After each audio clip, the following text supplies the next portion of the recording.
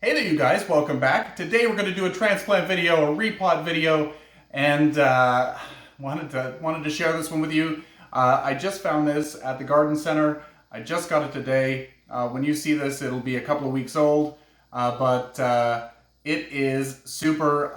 It was an impulse buy. It's a Buono. They have it written Buono.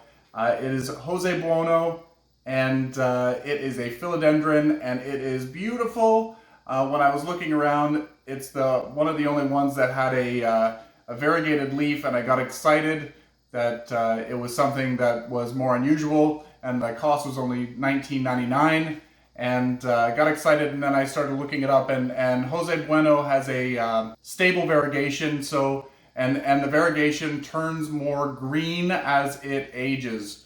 So kind of like a Florida Ghost, it comes out white and then it gradually goes down to a green.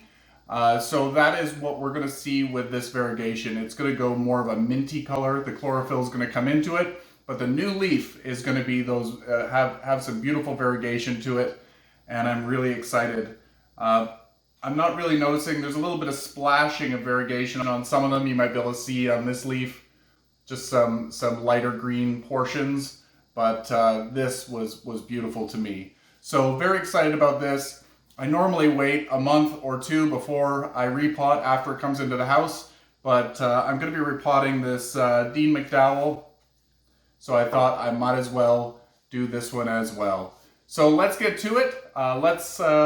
Let's get this stuff on the go.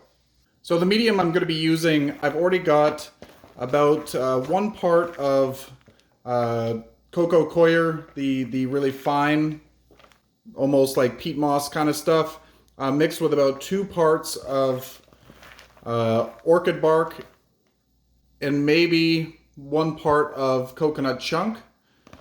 And I've mixed it together. I'm going to take some of this out, and I'm going to mix a little bit of earthworm castings in there.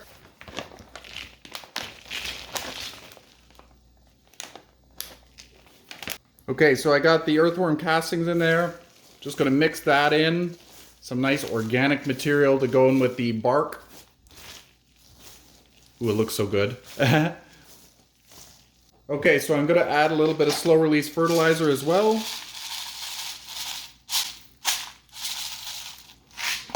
There we go. Give this a little mix.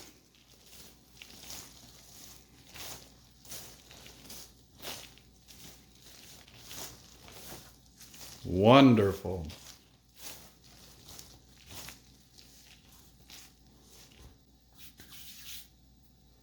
Okay, so look at this beautiful plant. It's so pretty. I love that variegation. Hopefully there's a lot more sectoral variegation as time goes on. I have a feeling it's the more light it receives, the better the variegation gets. But the plant doesn't want to be in full sun, so it's kind of a juggling act. You don't want to give it too much light that it scorches the leaves, but you don't want to give it too little light that it's just completely green. So anyway, let's get to repotting this. As you can see here, the soil looks like it's mostly just coconut coir. Doesn't even look like there's perlite involved. I'm going to reuse this pot. I don't want to give it a bigger pot just yet. So yeah, look at, there was no perlite in that. If I left it in this, it wouldn't be long until these roots were completely rotted out. I know it. Here we go. We're just going to remove the soil from the roots. Like I said earlier, I usually like to wait for it to acclimate to my home before I transplant. But today, I'm going to shock the crap out of it. Okay, so I don't need to get all of the soil off the roots. I just want to get as much off as I can easily get off. Trying not to damage any of the roots.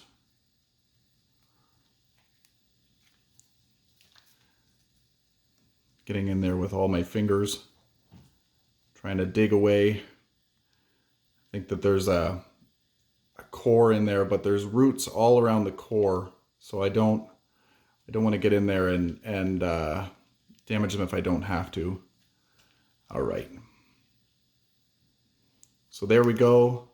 I don't like to get into the root system too much anyway, because you end up ruining the little root hairs that are on there. And those little root hairs are what bring up the nutrients into the plant. You're not going to kill the plant. It just takes it a little bit longer to develop those root hairs again. Anyway, give it a little shake. There's more soil falling off. Oh, it's such a pretty plant. These leaves can get quite large, like 2 feet long, and I can't wait till that happens. They're a thicker leaf too, so that just tells me that it probably is going to be a little less needy when it comes to water. Thank goodness. Anyway, I'm going to put a little bit of potting media into the thing. This is the stuff that we just mixed up, and I'm just going to...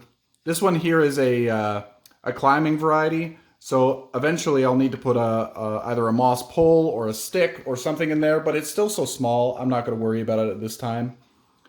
And I'm going to start adding the media, the new bark all around it. I don't want to bury it any deeper than it was originally in the pot. This was just to get a nice airier mix involved, so the roots have a better chance of surviving and not rotting off. There we go. I want to just make sure that all of the big air pockets are filled. Give it a little tap. Make sure things are settled. And that's lovely. I can't wait to see how this one grows. Again, this one's a very new one to me. I've never grown this variety before, but I'm super excited about it. What are your thoughts? Have you grown this one before? And if so, I'd love to see photos of yours on Instagram.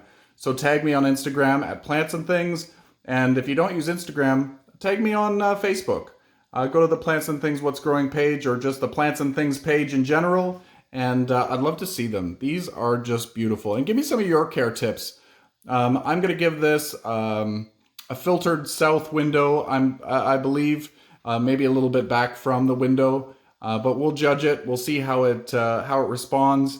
And yeah, I'm probably going to be on a once a week schedule with the way that this medium is. But yeah, anyway, stay tuned for more updates and repotting and whatever else. And until next time, you guys, happy growing.